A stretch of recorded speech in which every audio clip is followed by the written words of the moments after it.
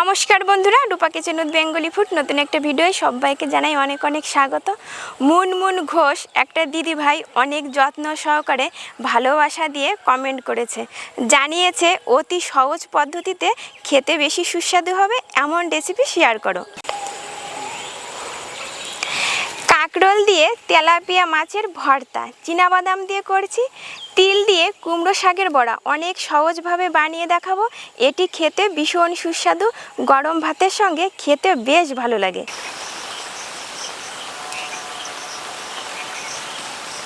আজকে সকাল থেকেই ওয়েদারটা না বেশ ভালো, আকাশে মেঘ হয়েছে, বৃষ্টি হচ্ছে না, প্রচণ্ড হাওয়া বইছে, বেশ ঠান্ডা ঠান্ডা। দুটো রেসিপি আপনাদের সঙ্গে শেয়ার করছি, একদম নতুনত্ব। প্রথম থেকে শেষ পর্যন্ত অবশ্যই ভিডিওটি সঙ্গে থাকবেন, আশা করছি আপনাদের কাছে ভীষণই ভালো লাগবে।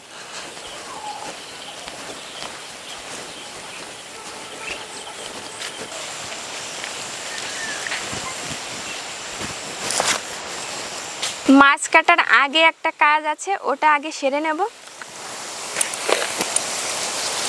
মাছ ঢেকে রেখে যাচ্ছি কুমড়ো পাতা তুলতে। আকাশে প্রচণ্ড মেঘ করেছে, যখন তখন বৃষ্টি আসতে পারে, তখন আবার কুমড়ো পাতা তুলতে অসুবিধা হবে। বেশ কচি কচি কুমড়ো শাক হয়েছে।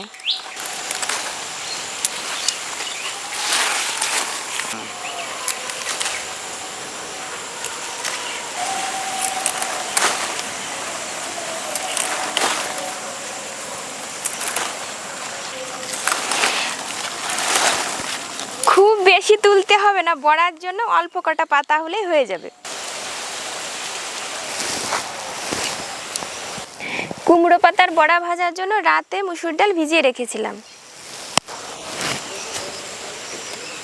এরকম একটা ছিদ্রযুক্ত চালন নিয়েছি, মুসুর ডাল ঢেলে দেব, এতে করে জলটা ঝরতে সুবিধা হবে। মাঝে এভাবে একটু ফাঁকা করে দিলাম, জলটা সুন্দরভাবে বেরোবে। ভিজানো ডাল ছিদ্রযুক্ত চালনে রাখার একটা কারণ আছে, যখন ডাল বাটবো একটু আঠালো প্রকৃতির হবে, জল থাকলে সেটা হবে না, বড়াগুলো ভাজতে সুবিধা হবে। কুমড়ো শাকগুলো বেছে ধুয়ে নেব, এগুলোকেও জল ঝরিয়ে নিতে হবে।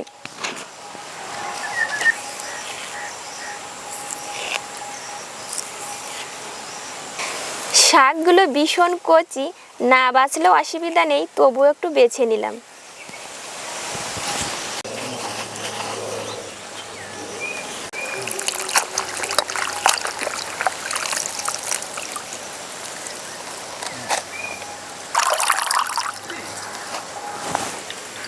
কুমড়ো শাকগুলো আগে থেকে ধুয়ে রাখলাম, জলটা ভালোভাবে ঝরবে, এখনো মাছ কাটা বাকি। আজকে মাছ কাটতে অনেকটা দেরি হয়ে গেল। ভর্তার জন্য দুটো মাঝারি সাইজের তেলাপিয়া এতেই হয়ে যাবে। মাছ দুটো আগে চট জলদি কেটে ফেলি। মাছের মুখে কিরকম ধার, এটা কেটে বাদ দেব। মুখটা এভাবে কেটে নিলাম।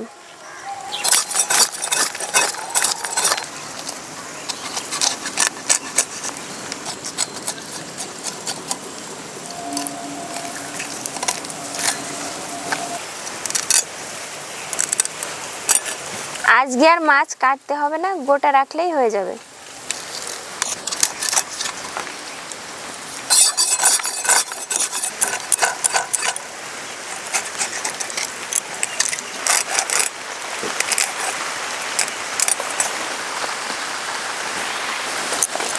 মাছ কাটা হয়ে গেল, মাছ দুটো ধুয়ে এনেই উনুন জ্বালবো।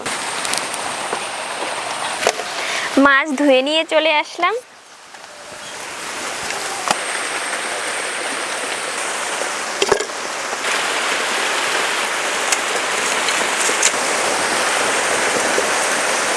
শুকনো খোলায় তিল ভেজে নেব। তিল খুব বেশি ভাজবো না, তিলের সুন্দর একটা ফ্লেভার আছে, ছেড়ে দিলেই নামিয়ে নেব। তিলের কালার চেঞ্জ হতে শুরু করেছে, সুন্দর ফ্লেভার ছেড়ে দিয়েছে, এবার নামিয়ে নেব। বেশি ভেজে ফেললে ফ্লেভারটাও নষ্ট হয়ে যাবে, খেতে তেতেও লাগবে।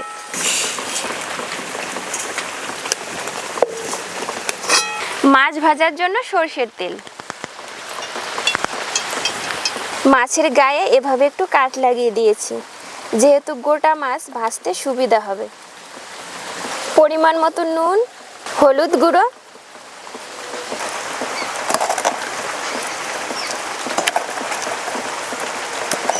মাছ দুটোর গায়ে ভালো করে নুন হলুদ মাখিয়ে নিলাম।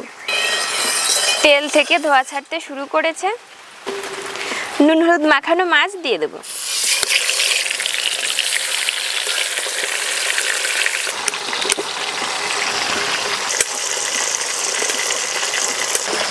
মাছ ভাজা হতে হতে কাঁকরোল কেটে নেব।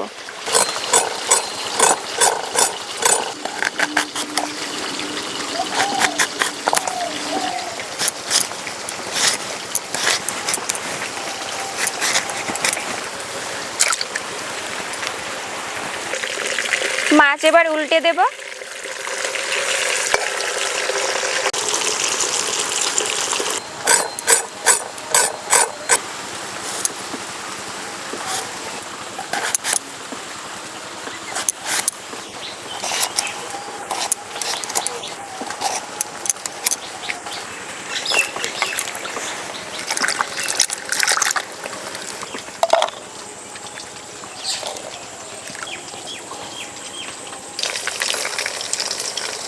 এই ভর্তার মাছ না খুব বেশি কড়া করে ভাজবো না, হালকা করে ভাজবো। উনুনের জাল কমিয়ে একটু সময় নিয়ে ভাজতে হবে।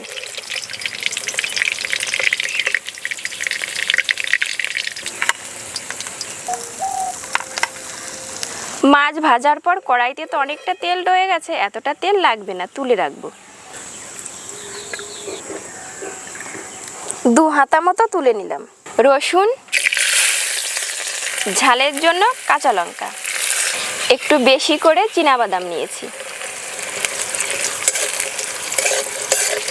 এবার শিলে তিল বেটে নেব।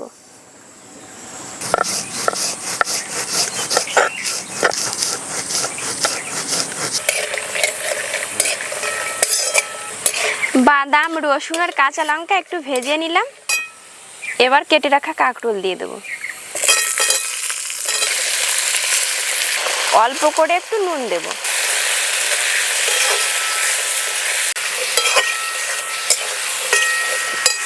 চাপা দিয়ে ঢেকে দিলাম। এই পজিশনে উনুনের জালটা একটু কমিয়ে রাখতে হবে। তিল ভাজার পর কত সুন্দর একটা ফ্লেভার ছাড়ে। এখানে মিহি করে বাটার দরকার নেই, ওই কোনো মতো একটু থেতো হলেই হবে।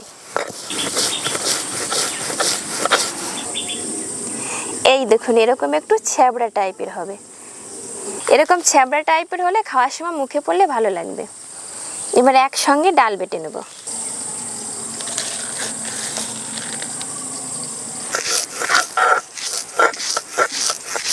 এবার একটু ঢাকনাটা খুলে নাড়াচাড়া করে দেব। এখানে কাঁকরোল খুব বেশি ভাজতে হবে না, খুব বেশি লাল করে ভাজলে খেতে ভালোও লাগবে না। কাঁকরোল সিদ্ধ হয়ে গেছে, এখন আর নাড়াচাড়া করব না। এবার নামিয়ে নেব।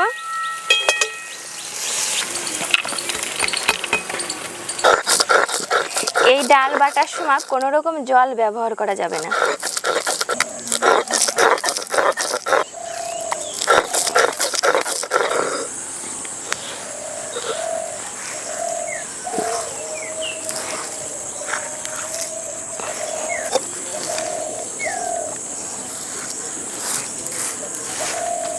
এবার কুমড়ো শাকগুলো কেটে নেব।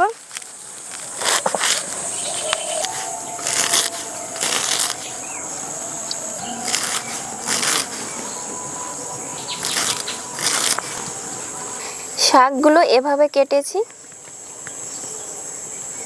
ডাল আর তিল বেটে রেখেছিলাম দিয়ে দেবো। ঝালের জন্য কাঁচা লঙ্কা কুচি, আদা কুচি। আপনারা চাইলে কাঁচা লঙ্কা আদা ডালের সঙ্গে বেটেও দিতে পারেন, তবে এই যে সব কিছু কুচিয়ে দিলাম, মুখে পড়লে খেতে ভালো লাগবে। এবার পেঁয়াজ কুচি দিয়ে দেব, পরিমাণ মতো নুন। এবার সব কিছু মেখে নেব। মাখার পরে দেখুন কতটা নরম হয়ে গেছে। এবার পরিমাণ মতো চালের গুঁড়ো দিয়ে দেবো। শুকনো চালের গুঁড়ো হলে ভালো হয়। চালের গুঁড়োটা একটু পরে ব্যবহার করলাম, এতে করে বুঝতে সুবিধা হলো কতটা পরিমাণ লাগছে। এই যে সব কিছু এভাবে আঠালো করে মেখে নিলাম। এবার অল্প অল্প করে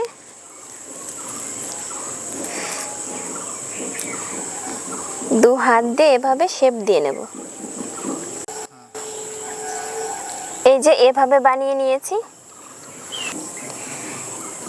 এভাবেই সবগুলো বানিয়ে নেব। এদিকে উনুন ধরিয়ে কড়াইতে সাদা তেলও দিয়ে দিয়েছি।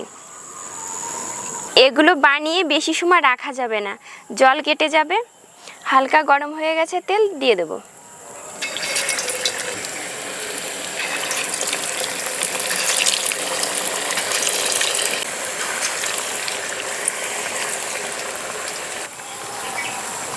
এটা দেওয়ার সঙ্গে সঙ্গেই নাড়া যাবে না, তলাটা একটু কালার আসবে, তারপরে নাড়াচাড়া করব।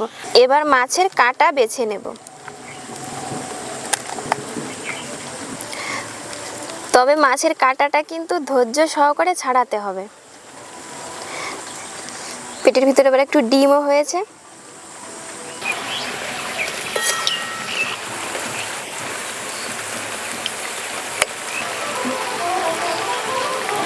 সব মাছের কাঁটা এভাবে ছাড়িয়ে নিয়েছি।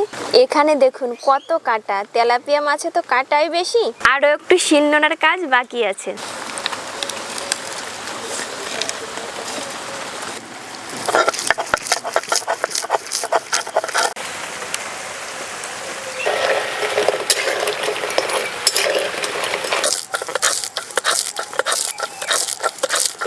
বড়াগুলো ভাজা হয়ে গেছে, এবার তেল থেকে ছেঁকে তুলে নেব।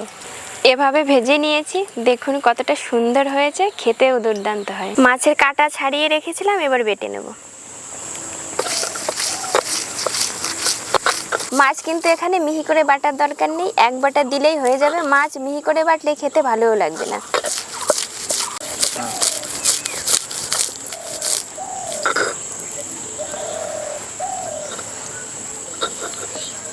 মাছটা এই যে এভাবে বেটেছি, একটু ছ্যাবড়া টাইপের হয়েছে, মিহি করে বাটলে খেতে ভালো লাগে না।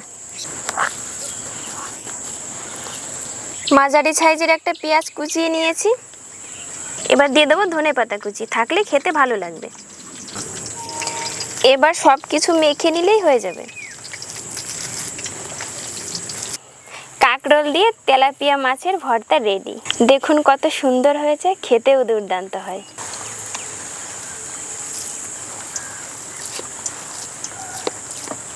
সব শেষে একটু কাঁচা সর্ষের তেল দিয়ে দেবো, কাঁচা তেলে ঝাঁজ থাকলে খেতে ভালো লাগবে। তুলছো কেন? ভর্তা আর বড়া গরম গরম ধোয়া ওঠা ভাতের সঙ্গেই খেতে বেশি ভালো লাগে।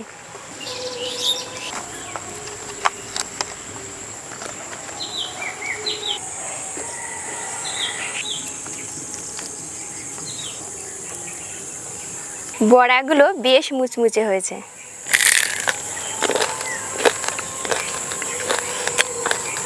আওয়াজটা শুনে বুঝতে পারছেন?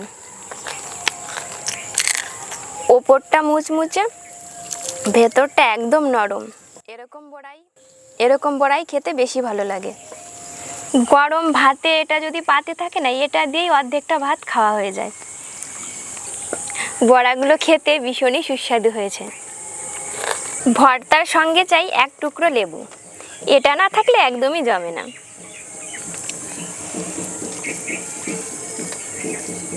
তবে এই মাছের ভর্তা সবসময় একটু ঝাল ঝাল করে করতে হয়, তবেই খেতে বেশি সুস্বাদু হয়। লেবুর সঙ্গে ভর্তাটা খেতে বেশ ভালো লাগে। গরম ভাতে এটা পাতে থাকলে আর এক টুকরো লেবু, আর কিছুর প্রয়োজন হবে না, খেতে এতটাই সুস্বাদু হয়। আপনারা একবার হলেও ট্রাই করবেন। খেয়ে যদি ভালো লাগে অবশ্যই কমেন্ট করে জানাবেন। ভিডিওটি যদি ভালো লাগে চ্যানেলটিকে সাবস্ক্রাইব করে আমার পাশে থাকবেন। ফেসবুক থেকে দেখে থাকলে পেজটিকে ফলো করে দেবেন।